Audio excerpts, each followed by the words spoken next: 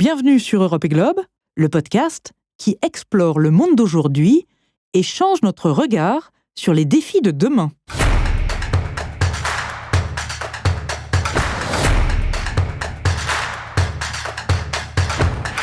Ce soir, vous allez à une petite fête avec des amis. Vous vous faites un shampoing.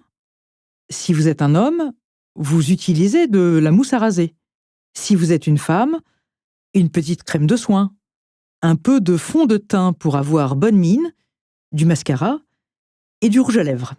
Vos amis attendent que vous apportiez les chips pour l'apéritif. Et puis ils font une soirée crêpes pour les enfants. Vous devez donc aussi apporter la pâte à tartiner. Et puis avant de partir, vous programmez une lessive.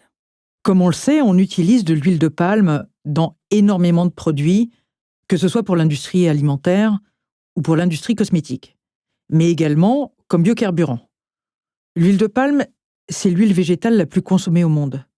Et la raison, c'est que les palmiers à huile produisent près de 5 fois plus d'huile par hectare que les tournesols ou le colza. Et ils sont donc bien plus rentables et bien moins chers. L'huile de palme est plantée sur 6% des terres dédiées à la production d'huile végétale dans le monde. Et ces 6% de terres fournissent 40% de l'huile végétale mondiale que nous consommons. C'est vraiment important de garder ces chiffres en tête. Et cela explique aussi pourquoi il est difficile de se passer de l'huile de palme.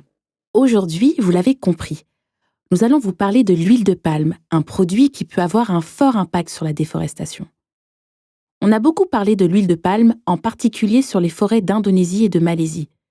Mais qu'en est-il exactement dans les pays africains ? Est-ce que les grandes concessions et les petits producteurs sont alignés avec les obligations du règlement européen zéro déforestation ? C'est ce que nous allons voir maintenant.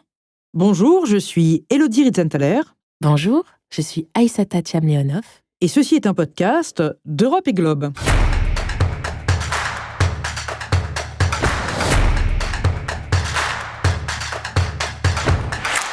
Rappelons que le règlement zéro déforestation de l'Union européenne, que nous appellerons le RDUE, a été adopté en 2023. Il devient obligatoire le 1er janvier 2026 et il oblige les entreprises qui mettent de l'huile de palme sur le marché de l'Union européenne à se conformer aux lois des pays producteurs sur les droits de l'homme et puis en matière sociale et environnementale. Ces opérateurs doivent également fournir les coordonnées GPS des parcelles d'origine des produits. Et toutes ces informations sont rassemblées dans un document de diligence raisonnée qui pourra être vérifié par les autorités des États membres de l'Union européenne. Ces autorités pourront ainsi s'assurer que les parcelles d'origine de l'huile de palme importée n'ont pas été déforestées depuis le 31 décembre 2020. Alors, avant de commencer, question simple. Qu'est-ce que l'huile de palme ? L'huile de palme est issue du palmier à huile dont on presse le noyau des fruits qui sont les noix. D'accord. Et où pousse cet arbre ? Et qu'en est-il de la production au niveau mondial ? Il y a 5 pays qui dominent la production mondiale d'huile de palme, l'Indonésie et la Malaisie, qui ensemble sont responsables de 85% de la production mondiale. Derrière ces 2 pays, et loin derrière, on a la Thaïlande, la Colombie et le Nigeria. Mais on constate une augmentation de la production d'huile de palme dans de nouvelles régions du monde, notamment en Amérique latine et puis en Afrique de l'Ouest et en Afrique centrale. Selon l'organisme de certification RSPO, qui est la table ronde pour l'huile de palme durable, la production en Afrique a augmenté de 40% au cours des 10 dernières années. Pour en revenir au Nigeria, il s'agit du premier producteur d'huile de palme en Afrique et le 5e mondial. Mais il représente seulement 2% de la production mondiale. En effet, mais la production y a augmenté de plus de 700% au cours des 8 dernières années. Il y aurait en fait 22 pays producteurs d'huile de palme en Afrique, dont le Gabon, le Cameroun, la Côte d'Ivoire, mais aussi d'autres pays comme la Sierra Leone, l'Angola, la Guinée-Conakry ou encore le Sénégal. On trouve encore l'Ouganda, Sao Tomé et Principe, la RDC et quelques autres, bref, les pays tropicaux. On sait aujourd'hui que la production d'huile de palme a un coût environnemental important. Dans le monde, plus de 10 millions d'hectares de forêts tropicales ont disparu depuis 1990 et on considère que l'huile de palme, c'est la 3e source de déforestation. Oui, c'est une problématique majeure du secteur. Parce que jusqu'à très récemment, le développement massif des plantations industrielles et artisanales de palmiers à huile s'est fait selon le modèle de la monoculture. Toutefois, on voit apparaître des systèmes alternatifs qui mélangent différentes cultures au sein même des parcelles de palmiers à huile. Mais c'est assez nouveau et c'est encore assez marginal. En Afrique, il y aurait apparemment 2 principaux systèmes de production de palmiers à huile. Est-ce que tu peux nous en parler? Il y a 2 systèmes de production. Les palmiers sont endémiques dans les pays tropicaux africains. Donc, il y a les palmeraies sauvages ou artisanales qui sont récoltées par les petits exploitants agricoles. 80% des noix de palme sont produites par les palmeraies artisanales. Et puis, deuxième système de production, il y a les grandes plantations, généralement des concessions, qui font de la transformation industrielle et qui représentent 20% seulement de la production globale du continent. Donc, les petits exploitants jouent un rôle important. On considère qu'ils sont 3 millions à être impliqués dans la production d'huile de palme sur le continent africain. Quelle que soit la taille de la production, la récolte de l'huile de palme repose en grande partie sur le travail manuel. Cette récolte est généralement effectuée à la main.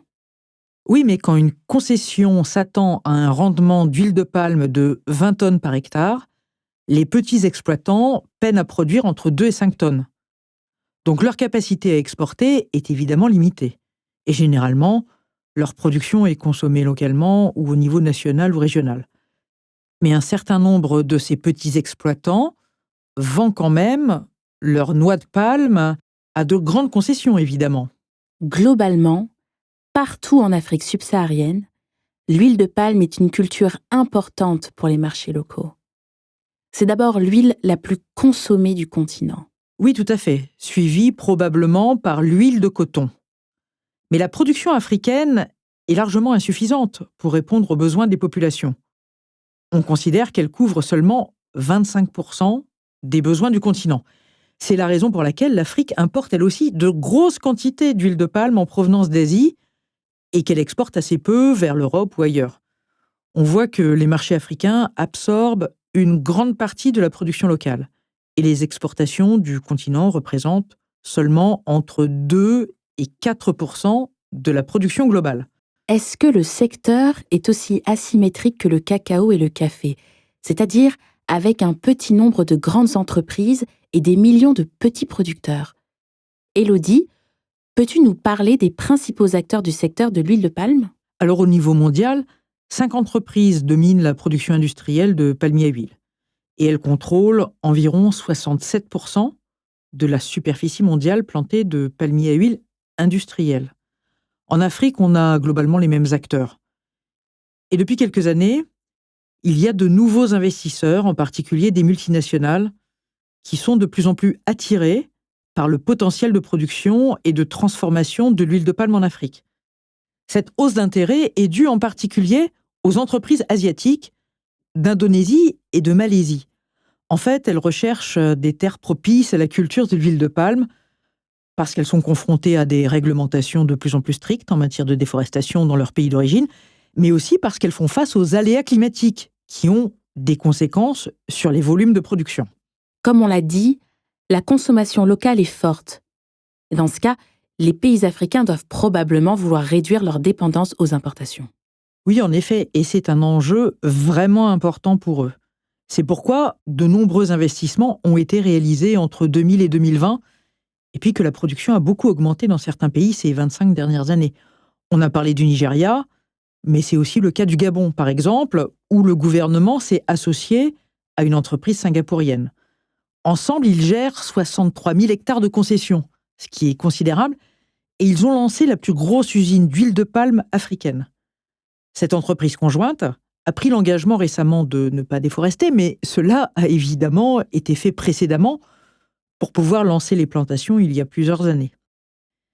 Dans certains pays, il faut comprendre que le secteur de l'huile de palme, ça compte vraiment en termes d'emploi ou de PIB. Il y a 220 000 personnes dans les palmiers à huile au Libéria, et la principale concession d'huile de palme de Sao Tomé et Principe, c'est le plus gros employeur du pays. En Côte d'Ivoire, 300 000 hectares sont dédiés à l'huile de palme. 70% sont récoltés par des petits exploitants. Et le secteur ivoirien fait travailler 45 000 personnes. Pour la Sierra Leone, le secteur, c'est 14% du PIB du pays. Donc tu vois, le secteur du palmier à huile, c'est vraiment très important dans certains pays d'Afrique centrale et d'Afrique de l'Ouest. Si le secteur de l'huile de palme est important en matière d'emploi et de revenus dans de nombreux pays, est-ce que des bonnes pratiques et des systèmes de certification ont été développés? Alors oui, depuis 2013, les acteurs privés ont lancé l'initiative Pas de déforestation, pas de tourbe et pas d'exploitation. Cette initiative prend en compte la déforestation et des questions liées aux populations autochtones, les questions sociales, comme l'égalité des sexes, le travail des enfants et les questions environnementales. Les grandes concessions, en particulier celles qui exportent, ont fait des efforts afin de développer et de mettre en œuvre la certification RSPO. RSPO, ça veut dire Roundtable for Sustainable Palm Oil.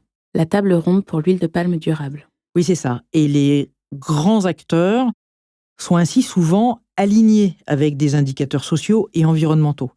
Et au-delà de leur plantation, ils tentent d'inclure également des petits exploitants indépendants qui leur vendent leur production de noix de palme. La certification RSPO prévoit aussi la géolocalisation des parcelles. Pour les grandes plantations, c'est plutôt simple évidemment.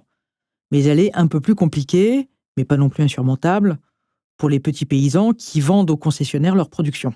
Il faut également comprendre que récemment, la certification RSPO a revu ses indicateurs pour s'aligner sur ceux du règlement zéro déforestation. Mais aujourd'hui, seulement 6 à 7% de la production africaine d'huile de palme est certifiée RSPO, ce qui est relativement peu évidemment. Mais comme on l'a dit, les grandes concessions ne représentent que 20% de la production du continent et l'essentiel de la production n'est pas exporté mais consommé localement. Certaines concessions ont aussi fait le choix de se tourner vers l'huile de palme durable ou bio. Oui, c'est vrai, c'est le cas de la concession de Sao Tomé et Principe, il n'y en a qu'une, mais on trouve également des concessions d'huile de palme bio en Sierra Leone, au Libéria et dans quelques autres pays. Il faut comprendre que l'huile de palme est un secteur dans lequel les consommateurs et les ONG ont beaucoup poussé les entreprises à mieux se conformer. Tout à fait. À la fois sur les sujets de déforestation, mais aussi sur le sujet de l'accaparement des terres au détriment des communautés locales ou des populations autochtones. On voit dorénavant que certaines entreprises agroalimentaires, même quand elles fabriquent des produits alimentaires au Cameroun, au Nigeria ou en Côte d'Ivoire, elles demandent la certification RSPO lors de leurs achats d'huile de palme. Donc ça, c'est plutôt intéressant. Donc, il y a des avancées. Mais la grande question, Élodie, c'est est-ce que sur le continent africain, l'huile de palme contribue à la déforestation? La réponse est claire. C'est un grand oui. Sur le continent africain, le palmier à huile participe directement à la déforestation. D'abord, certains gouvernements tentent de réduire leurs importations en provenance d'Asie et ils encouragent les investissements dans le secteur. Et puis, au-delà des concessions et des grandes entreprises, comme on l'a dit, il y a énormément de petits exploitants dans le secteur informel qui plantent des palmiers à huile et qui récoltent des noix de palme et les vendent sur les marchés nationaux sans qu'il y ait aucun contrôle. Alors si on prend les pistes en plein cœur des forêts tropicales et au milieu de la brousse, que ce soit au Burundi, en RDC, au Cameroun et puis dans plein d'autres pays, il est assez facile de voir les dégâts réalisés par les palmiers à huile avec les sols dégradés, etc. Un autre grand sujet, c'est l'accaparement des terres. Un sujet qui est abordé, comme tu l'as dit, par un certain nombre d'ONG dans différents pays africains, au Cameroun ou en Ouganda, par exemple. Mais pas seulement. Dans certains cas, oui, c'est une réalité. Dans d'autres, il faut quand même nuancer un peu. En effet, dans certains pays africains, des concessions ont été abandonnées il y a plusieurs années parce que les prix mondiaux étaient très faibles et qu'elles n'étaient pas rentables. Ce qu'il faut comprendre, c'est que dans de nombreux pays du continent, les infrastructures manquantes et puis les problèmes qui sont liés au climat des affaires sont un vrai frein aux investissements et puis à leur rentabilité. Bon, on se trouve donc avec des populations qui vivent à proximité des concessions abandonnées ou qui étaient salariées de ces concessions.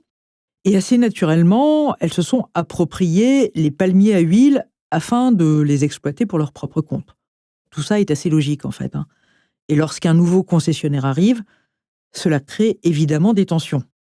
Donc il est important pour les entreprises d'avoir des mécanismes de médiation en place pour pouvoir mettre fin à ces conflits et puis trouver un accord avec les populations autochtones ou riveraines. Alors, Élodie, est-ce que le règlement zéro déforestation va être problématique pour l'huile de palme africaine qui est achetée par l'Union européenne ? Bon, l'Europe, c'est le deuxième plus grand importateur mondial d'huile de palme. En 2022, elle en a importé environ 6 millions de tonnes. Mais les pays africains sont loin d'être les principaux fournisseurs de l'Union européenne.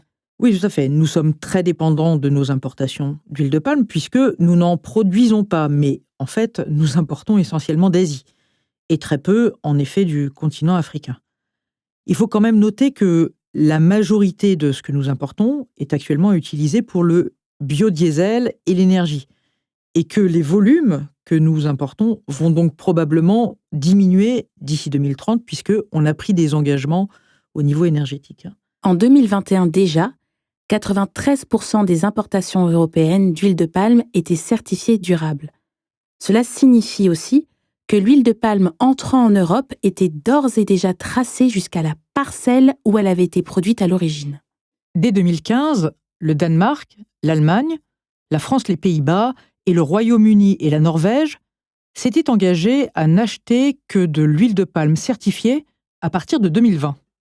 Et avec le règlement zéro déforestation, il y a un changement majeur pour les opérateurs. Il s'agit de l'impossibilité de mélanger l'huile de palme tracée à celle qui ne l'est pas. Et ça, c'est nouveau. Et cela va nécessiter quelques adaptations pour les opérateurs. Autre question, Élodie. Est-ce que le règlement zéro déforestation va avoir un vrai impact sur l'huile de palme africaine ? Bon, contrairement à d'autres secteurs, on pense que l'impact du règlement zéro déforestation sera limité dans le secteur du palmier à huile en Afrique, étant donné que les exportations vers l'Union européenne sont plutôt marginales.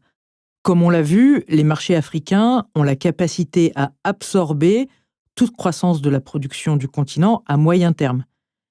Et les marchés nationaux africains n'ont pas à s'aligner sur le règlement zéro déforestation. Donc, la déforestation à cause du palmier à huile devrait malheureusement se poursuivre.